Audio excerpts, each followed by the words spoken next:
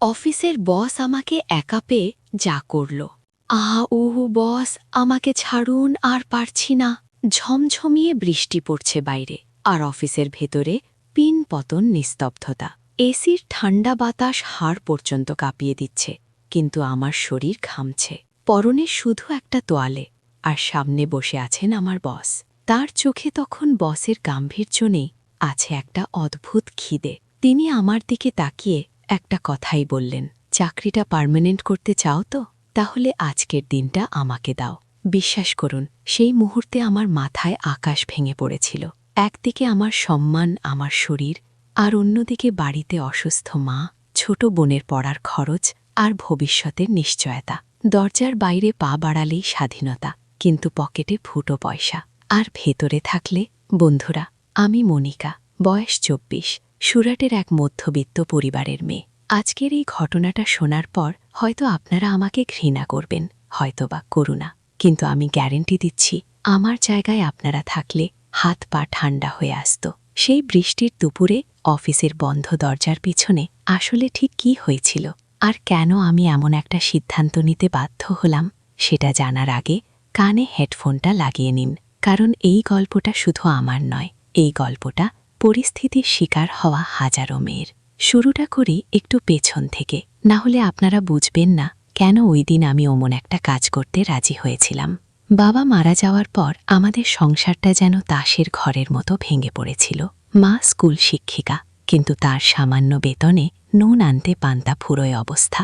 আমি তখন সবে ১৯, উচ্চ মাধ্যমিক শেষ করেছি। চোখে অনেক স্বপ্ন ছিল, কিন্তু পেটের খিদে আর সংসারের দায়িত্ব সেই স্বপ্নগুলোকে দুমড়ে মুচড়ে শেষ করে দিয়েছিল। হন্যে হয়ে কাজ খুঁজছিলাম, কিন্তু মনের মতো কাজ পাচ্ছিলাম না। ডিপ্রেশন যখন আমাকে গিলে খাচ্ছিল, ঠিক তখনই ঘটে সেই ঘটনাটা। রাত তখন প্রায় ৯টা। বাসস্টপে দাঁড়িয়ে আছি, কিন্তু কোনো গাড়ি নেই। রাস্তাঘাট ফাঁকা হতে শুরু করেছে। ভয় করছিল খুব।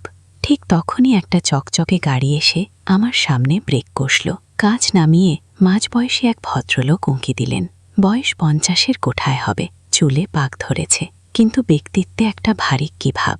কোথায় যাবে মা? অনেক রাত হয়েছে, লিফট লাগবে? আমি প্রথমে না বলেছিলাম। অচেনা লোক, অচেনা গাড়ি, কিন্তু তিনি যখন বললেন, ভয় পেও না, আমার নিজেরও মেয়ে আছে, আমি গান্ধীনগর যাচ্ছি, ওদিকেই যাবে তো? তখন আর না করতে পারিনি, কারণ রাস্তায় দাঁড়িয়ে থাকার চেয়ে গাড়িতে যাওয়াটা বেশি নিরাপদ মনে হয়েছিল। গাড়ির পেছনের সিটে বসে ভয়ে ভয়ে ছিলাম, কিন্তু ভদ্রলোক আমাকে অবাক করে দিয়ে খুব মার্জিতভাবে কথা বলতে লাগলেন। কথায় কথায় জানলেন আমি কাজ খুঁজছি।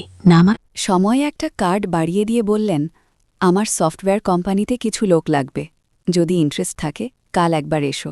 সেদিন রাতে বাড়ি ফিরে কার্ডটা হাতে নিয়ে অনেকক্ষণ ভাবলাম, এটা কি লটারি নাকি কোনো ফাঁদ? কিন্তু পেটের দায়ে বড় দায়। সোমবার সকালে উঠে সেরা জামাটা পরে বুক ভরা আশা নিয়ে পৌঁছে গেলাম সেই অফিসে। ইন্টারভিউ হলো নামমাত্র। বস আমাকে দেখেই চিনতে পারলেন। আমার কাগজপত্র দেখে বললেন, তোমার কোয়ালিফিকেশন কম, কিন্তু তোমাকে আমার সৎ মনে হচ্ছে। আপাতত ১৫,০০০ টাকা বেতন, কাজ শিখলে বাড়বে। আমি তো আকাশের চাঁদ হাতে পেলাম। ১৫,০০০ টাকা, মায়ের মুখে হাসি ফুটবে, বোনের টিউশন ফি দেওয়া যাবে। আমি জান প্রাণ দিয়ে কাজ শুরু করলাম। ৬ মাস কিভাবে কেটে গেল টেরও পেলাম না। বস আমাকে খুব স্নেহ করতেন, কাজের প্রশংসা করতেন, কিন্তু অফিসের কানাকানিটা আমার কানেও আসত। কলিগরা আড়ালে বলাবলি করত, বস একটু রঙিন মেজাজের মানুষ, সুন্দরী মেয়ে দেখলেই গলে যান। আমি বিশ্বাস করিনি, কারণ আমার সাথে তিনি সবসময় ভদ্র আচরণ করতেন। কিন্তু কে জানত, আসল রূপটা দেখার জন্য আমাকে একটা বৃষ্টির দিনের অপেক্ষা করতে হবে। জুলাই মাস, রবিবার, ছুটির দিন, কিন্তু বস ফোন করে বললেন, মনিকা, আর্জেন্ট কিছু কাজ আছে, একবার অফিসে এসো। বসের কথা কি ফেলা যায়? ইউনিফর্মটা পরলাম, সাদা শার্ট আর নেভি ব্লু প্যান্ট। বাইরে তখন আকাশ কালো করে মেঘ জমেছে। অটো নিয়ে বেরোলাম, কিন্তু কপাল খারাপ হলে যা হয়, মাঝ রাস্তায় অটো খারাপ হয়ে গেল, আর ঠিক তখনই নামল মুষলধারে বৃষ্টি। অফিস বেশি দূরে ছিল না, তাই ভাবলাম হেঁটেই চলে যাই, কিন্তু সেই ৫ মিনিটের হাঁটা পথে আমি পুরো ভিজে চুপসে গেলাম। যখন অফিসে ঢুকলাম, আমার অবস্থা তখন দেখার মতো। সাদা শার্ট ভিজে শরীরের সাথে লেপ্টে আছে, ভেতরে সবকিছু স্পষ্ট, ঠান্ডায় ঠক ঠক করে কাঁপছি। অফিসে ঢুকে দেখি কেউ নেই, একদম ফাঁকা, শুধু বসের কেবিনে আলো জ্বলছে। বস আমাকে দেখেই চমকে উঠলেন, আরে তুমি তো পুরো ভিজে গেছ, এভাবে থাকলে তো নিউমোনিয়া হয়ে যাবে। আমি লজ্জায় নিজেকে আড়াল করার চেষ্টা করছিলাম। বস উঠে গিয়ে একটা বড় তোয়ালে বের করে দিলেন। বললেন, যাও, ওয়াশরুমে গিয়ে গা মুছে নাও, আর ভিজে জামাকাপড়গুলো খুলে ফেলো, না হলে শুকোবে না। এখানে তো আমি ছাড়া আর কেউ নেই, সংকোচ করো না। বাথরুমে ঢুকে যখন আয়নায় নিজেকে দেখলাম, নিজেই লজ্জা পেলাম। ভেজা কাপড়ে আমার শরীরের ভাঁজগুলো এমনভাবে ফুটে উঠেছিল যে কোনো পুরুষের চোখ এড়ানো সম্ভব নয়। দরজা বন্ধ করে ভিজে জামাকাপড় সব খুলে ফেললাম। তারপর তোয়ালেটা ভালো করে জড়িয়ে নিলাম। ভেজা কাপড়গুলো ফ্যানের নিচে ছড়িয়ে দিলাম শুকানোর জন্য। তখনই দরজায় টোকা। মনিকা, একটা জরুরি ফাইল দরকার ছিল, আসবো? আমার বুকটা ধক করে উঠল। আমি বললাম, স্যার, আমি তো। বস বললেন, আরে ঠিক আছে, আমি ভেতরে আসছি না, তুমি ফাইলটা খুঁজে দাও। আমি দরজাটা একটু ফাঁক করলাম। বস দাঁড়িয়েছিলেন। তার চোখটা আমার মুখের দিকে ছিল না, ছিল আমার অনাবৃত কাঁধ আর তোয়ালের দিকে। সেই দৃষ্টিতে আমি এমন কিছু দেখলাম যা গত 6 মাসে দেখিনি, একটা আদিম কামনা। তিনি ফাইলটা নিয়ে চলে গেলেন ঠিকই, কিন্তু যাওয়ার আগে আমার শুকোতে দেওয়া অন্তর্বাসগুলোর দিকে তাকিয়ে একটা বাঁকা হাসি দিয়ে গেলেন।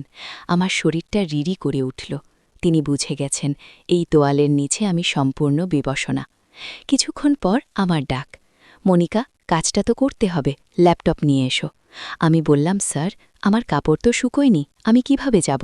বস হাসলেন, আরে বোকা মেয়ে, এখানে কে আছে তোমাকে দেখার মতো? তোয়ালে জড়িয়েই চলে এসো, আমি তো তোমার বাবার বয়সী, লজ্জা কিসের? অগত্যা তোয়ালেটা খুব শক্ত করে জড়িয়ে পায়ে পায়ে বসের কেবিনে গেলাম। বস সোফায় বসে ল্যাপটপে কাজ করছিলেন। আমাকে পাশে বসতে বললেন। আমি বসলাম, কিন্তু দূরত্ব বজায় রেখে। তিনি ফাইলের লেখাগুলো আমাকে পড়তে বললেন।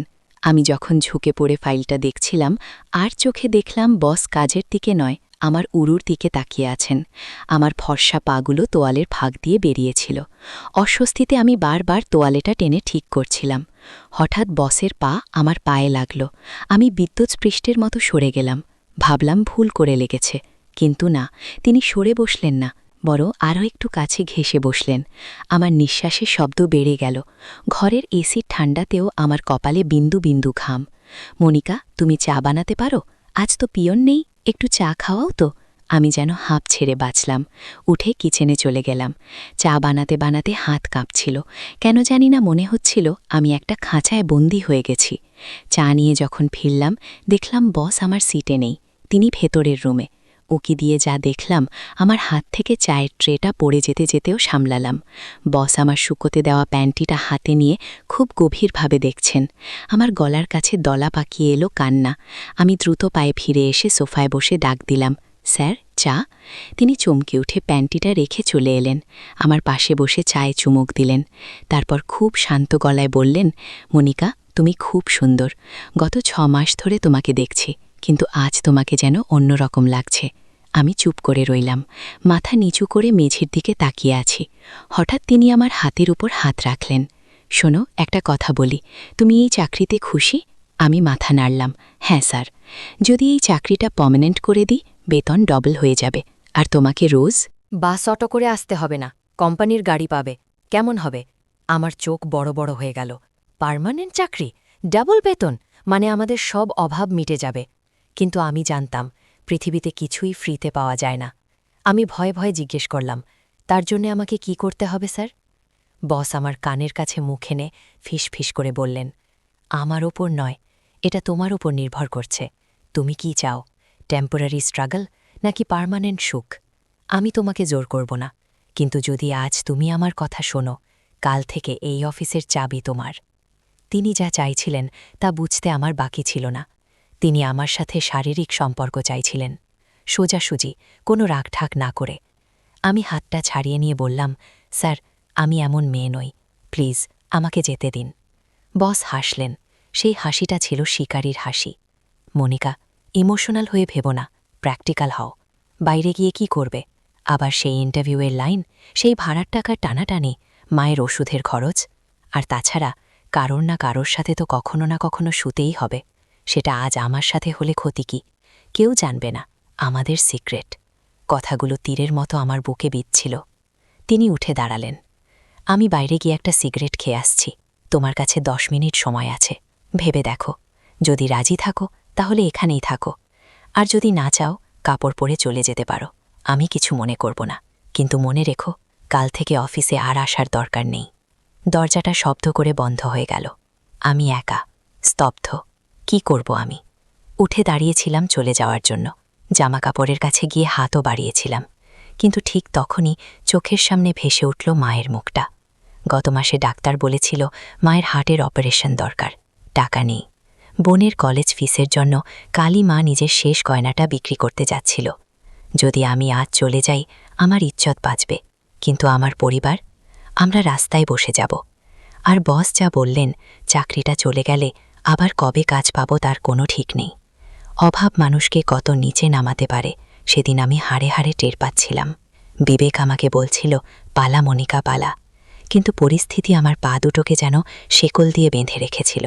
মনে মনে ভাবলাম, শরীর তো নশ্বর, আজ আছে কাল নেই, কিন্তু এই চাকরিটা থাকলে আমার বোনটা মানুষ হতে পারবে, মা চিকিৎসা পাবে। একটা বিকেলের সমঝোতা, সারা জীবনের মুক্তি। আমি নিজেকে বোঝালাম, এটা কোনো পাপ নয়, এটা একটা স্যাক্রিফাইস, একটা ব্যবসা। আমি আমার শরীর বিক্রি করছি না, আমি আমার পরিবারের ভবিষ্যৎ কিনছি। আমি কাপড়গুলো পরলাম না, ফিরে এসে সোফায় বসলাম। তোয়ালেটা আবার ঠিক করে জড়িয়ে নিলাম, কিন্তু এবার একটু আলগা করে। চোখের জল মুছে ফেললাম। আমি তৈরি। 10 মিনিট পর দরজা খুলল। বস ঢুকলেন। সিগারেটের গন্ধ আর বৃষ্টির সোঁদা গন্ধ মিলেমিশে একাকার। তিনি আমাকে বসে থাকতে দেখে হাসলেন, সেই বিজয়ের হাসি। তুমি যাওনি? মানে, তুমি রাজি? আমি মাথা তুলে তাকালাম। আমার চোখে তখন আর ভয় নেই, আছে একটা অদ্ভুত শূন্যতা। বললাম, হ্যাঁ, কিন্তু কথা দিন, কাল সকালেই আমার অ্যাপয়েন্টমেন্ট লেটার রেডি থাকবে। বস এগিয়ে এলেন, আমার পাশে বসলেন, তার হাতটা আমার কাঁধের ওপর রাখলেন। কথা দিচ্ছি মনিকা, তুমি আমাকে খুশি করো, আমি তোমার জীবন সাজিয়ে দেব। বাইরে তখন প্রলয়ঙ্কর ঝড় বইছে, আর ভেতরে সোফার উপর আমার জীবনের এক নতুন অধ্যায় শুরু হতে যাচ্ছিল। বস যখন আমার তোয়ালেটা ধরে টান দিলেন, আমি বাধা দিইনি, আমি চোখ বন্ধ করে নিলাম। বন্ধুরা, এরপর সেই বন্ধ ঘরে বৃষ্টির শব্দের সাথে মিশে আমার যে অভিজ্ঞতা হয়েছিল তা শুনলে আপনাদের লোম খাড়া হয়ে যাবে। কিভাবে একজন বস তার ক্ষমতার অপব্যবহার করে একটা অসহায় মেয়ের সবটুকু শুষে নিলেন, আর কিভাবে আমি সেই নরক যন্ত্রণা সহ্য করেও নিজের প্রতিজ্ঞা রাখলাম, সেই শিহরণ জাগানো বর্ণনা আমি দেব গল্পের পরের অংশে। এখন আপনারাই বলুন, আমি কি ভুল করেছি, নাকি পরিবারের জন্য এইটুকু স্যাক্রিফাইস করাটা আমার কর্তব্য ছিল? আপনাদের কমেন্ট আমার খুব দরকার। আর পরের অংশের নোটিফিকেশন পেতে চ্যানেলটা সাবস্ক্রাইব করতে ভুলবেন না। ধন্যবাদ।